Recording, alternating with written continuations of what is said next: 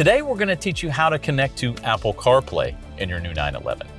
Now there's a number of different ways to do this, one of which is just hit the Apple CarPlay button. On your mobile device, select Settings, and then Bluetooth, and you'll see your phone pop up here. I'm going to select it. There'll be a pairing request on my mobile device. I'm going to select Pair.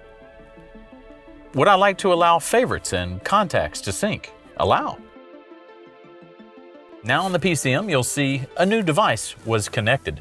Would you like to use Apple CarPlay? Yes, I would. And there you go. Now let's talk about the second way to connect to Apple CarPlay in your 911. You can do so using the cable. First, you'll plug the cable into the USB outlet in the center console, and then next, plug in your phone.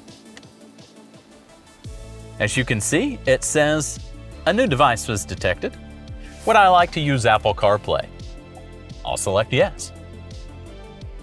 And as you can see, very quickly, Apple CarPlay has activated.